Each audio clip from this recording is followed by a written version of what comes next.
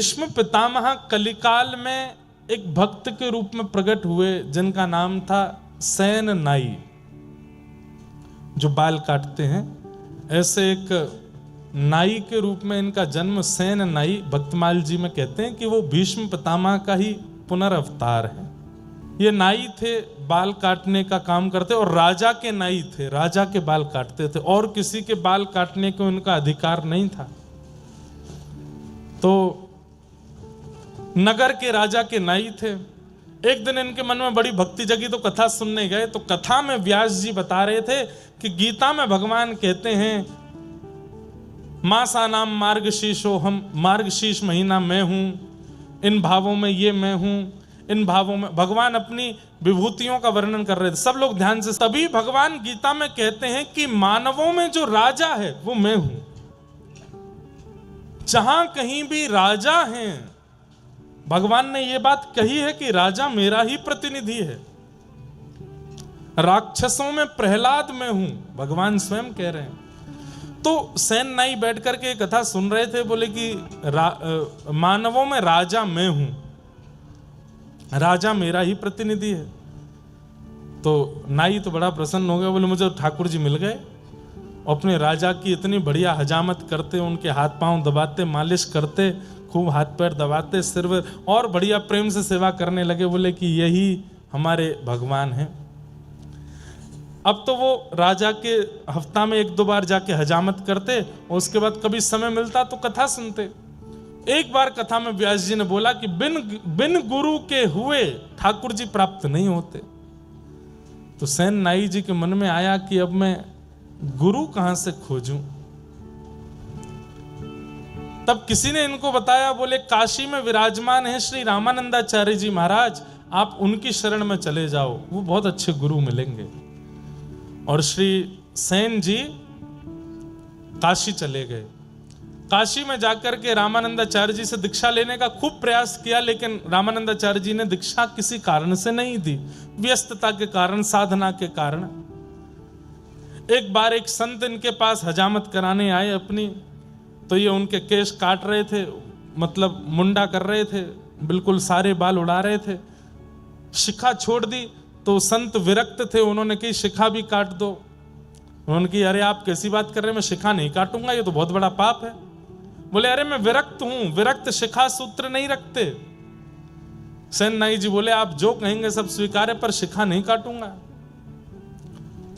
तो बोले भैया काटनी पड़ती है, हम विरक्त हैं, हम शिखा नहीं रखते।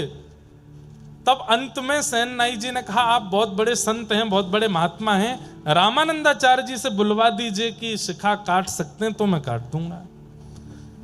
सेन नाई जी ने बड़ी युक्ति समझी कि भाई इसी से गुरु सन्निधि भी मिल जाएगी और इनकी शिखा भी काट देंगे। संत लेकर के रामानंदाचार्य जी के पास गए। तो रामानंदाचार्य जी को ये बात बड़ी अच्छी लगी कि इन्होंने लाख कहने पर भी शिखा काटी नहीं, कितना इनका भाव है। और वो सब भाव देख करके, प्रेम देख करके रामानंदाचार्य जी ने फिर समझा करके जो भी भाव था वो कराया। सेन नाई जी की इस निष्ठा को देख करके उन्होंने दीक्षा प्रदान की, तिलक दिया, नाम दिया, मंत्र दिया। सेन नाई जी बोले आज्ञा करें। बोले आज्ञा यही है, वापस अपने गांव जाओ और वहीं रह के भजन करो। तो सेन और संत जन जब भी गांव में आवे, सब काम छोड़ करके उनकी सेवा करना, ये हमारी आज्ञा है। जो मंत्र दिया है इसका जाप करो, संतों की सेवा करो। सेन नाई जी लौट करके अपने गांव आ गए। राजा ने इनको बुलवाया कि कल हमको एक दूसरे राजा से मिलने के लिए जाना है, सुबह आकर के हमारी हजामत कर दो, मालिश वालिश कर दो, उसके बाद हम स्नान करेंगे फिर जाएंगे। रात्रि में सब व्यवस्था करके सेन नाई जी सोए। सुबह उठे तो क्या देखा, कीर्तन की ध्वनि आ रही है। और तभी देखे कि अयोध्या से कुछ संतों की जमात दर्शन करने के लिए जगन्नाथपुरी जा रही है और मार्ग में इनके गांव में होके निकल रहे हैं। तभी गुरु आज्ञा स्मरण में आई कि 100 काम छोड़ के संतों की सेवा करना। सेन नाई जी काम छोड़ा नहीं, भूल गए कि राजा के यहाँ जाना है। संतों को प्रणाम किया, वो कहा हमारे घर चलें, आप सबकी मैं सेवा करूं। संतों के चरण धो रहे हैं, उनको सुंदर वस्त्र अर्पण कर रहे हैं, पत्नी के साथ बैठ के खूब सुंदर उनको प्रसाद पवा रहे हैं। और प्रसाद पाने के बाद संतों से निवेदन किया अब कुछ सत्संग कीर्तन हो जाए। उनमें से एक श्रेष्ठ संत प्रवर, उन्होंने प्रवचन किया, सुंदर कथा सुनाई, सब भावुक हो गए और कीर्तन प्रारंभ हुआ। नाचने लगे सेन नाई और पत्नी, सब बिल्कुल निमग्न होकर के भजन में नृत्य कर रहे हैं, नेत्रों से अश्रु प्रवाह हो रहा है, राम जी का स्मरण कर रहे हैं, गुरुदेव की याद कर रहे हैं। और यहां राजा प्रतीक्षा में बैठा है, मुझे दूसरे राजा से मिलने जाना है। सेन नाई हमेशा समय से पहले आ जाता है, मैं नीचे आके बैठ गया, अभी तक आया नहीं। राजा ने तुरंत कहा मेरी तलवार कहां है, लेकर के आओ उसको, और इस सेन को तो मैं जाकर के देखूंगा। तलवार लेकर के आए, घिसने लगे उसको, घोड़ा बुलाओ मेरा, कहां है सेन नाई का घर, उसके घर चलना है।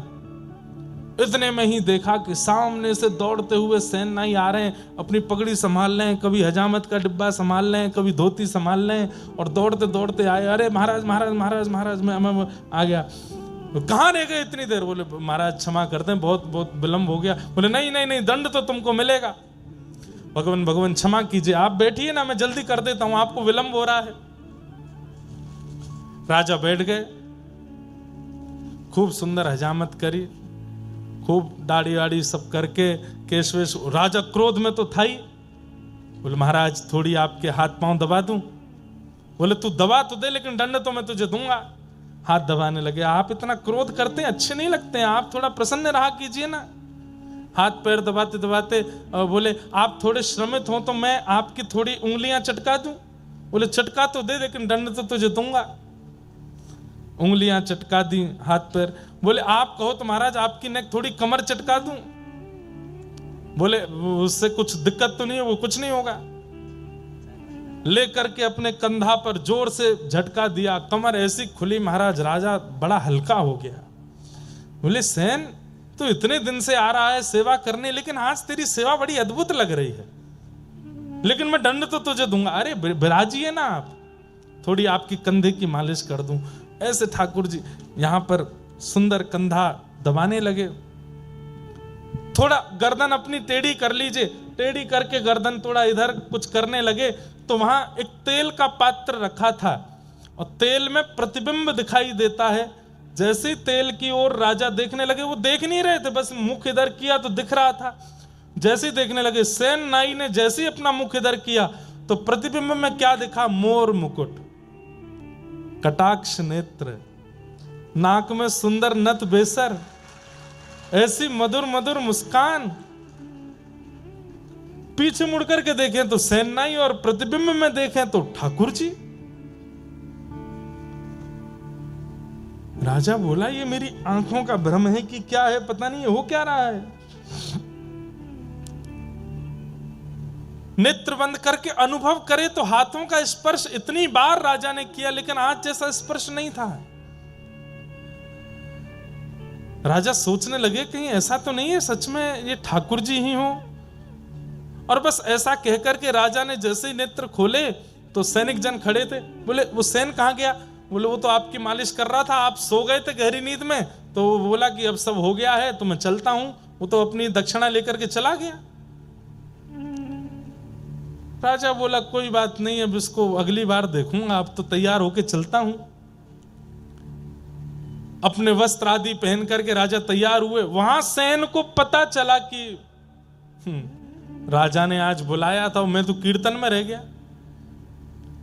कौन आए थे? ठाकुर जी आए थे। ठाकुर जी भैया हमने बहुत रूपन में देखे, कभी ठाकुर जी नरसिंह भगत बन करके भी गए हैं। ठाकुर जी एक जगह सक्कूबाई बन के पिटाई करवाने गए अपनी, वो एक दिन वो भी कथा सुनाऊंगा। लेकिन नाई बन करके पहली बार गए ठाकुर जी, अपने हाथ से हजामत करके आए, बाल वाल काट के आए राजा के, और मालिश करके आए, हड्डी वड्डी चटकाया है उसकी। या सेन नाई को जैसे याद आया, संतों को प्रणाम किया, अरे भगवान भगवान आप लोग विराजो, मैं एक काम करके आता हूं। तुरंत अपना डिब्बा लेके वही पाग वाग संभालते हुए दौड़ते हुए गए तो राजा तैयार होके बिल्कुल बाहर आ गए थे। सेन ने आकर के जैसे ही राजा को देखा, हजामत हुई है, केशवेश सब बिल्कुल बढ़िया है, बिल्कुल राजा तो बढ़िया तैयार है, केशवेशों में तेल लगा है। ने आकर के कहा पूरे गांव में क्या, दूर दूर तक शहरों में भी कोई और ऐसा व्यक्ति नहीं जो मेरे अलावा राजा को स्पर्श कर सके। ये मेरी अनुपस्थिति में कौन करके गया? सेन को आता देख राजा बोले, और भाई सेन, कुछ भूल गए थे क्या? कुछ भूल गए हो, लेने आए हो? सेन बोले, भूला तो कुछ नहीं। कुछ नहीं भूले तो फिर क्यों आए हो? आपने कल बुलवाया था मुझे। अरे तो कितनी बार आओगे? सुबह आके तुम सब करके तो गए, अब क्यों आए हो दोबारा? सेन बोला, मैं नहीं आया था, मेरे घर तो संत जन आए हुए थे, मैं उनकी सेवा में लगा था, कीर्तन कथा चल रही थी मेरे घर में, तो मुझे देरी हो गई तो मैं दौड़ा दौड़ा आया कि आपकी हजामत करूं। सैनिक जन बोले, अरे तू क्या पागल हो गया, भांग वांग खा के आया है क्या? तू तो आके गया, यहां पे सब करके गया है, हमने तुझे दक्षिणा भी दी थी। और बोले, हर बार तो तू इतने 10 सोने की मोहर लेके जाता था, आज बड़ी तुझे कंजूसी चढ़ी थी, बार बार कहते एक और दे दो, थोड़ा सा और दे दो, कहां लेके जाओगे इतना, और दे दो। आज 20 सोने की मोहर लेकर के गया था। मैं नहीं आया हूं, मुझ पे नहीं है कुछ भी। राजा बोला, झूठ बोलते हो। अरे वो संतों की जमात निकल रही है, मैं उनको बुलाता हूं। संतों की जमात बुलाई गई। बोले, कहां था ये? बोले, तो हमारे साथ थे, सुबह से सेवा पूजा भजन में लगे थे, बस ये बात हुई, यहां सेन के आंसू छूटे, वहां राजा के आंसू छूटे। सेन ने कहा, सत्य में मैं था? बोले, बिल्कुल तुम जैसा ही था, लेकिन आज मैं तब कह रहा था कि स्पर्श इतना अद्भुत क्यों है। और तुमने सेन कभी मेरी उंगलियां नहीं चटकाई, आज तो उंगली चटका के गए, कमर चटका के गए, गर्दन वर्दन सब करके गए हो। और अंत में एक अनुभव मुझे हुआ था, क्या?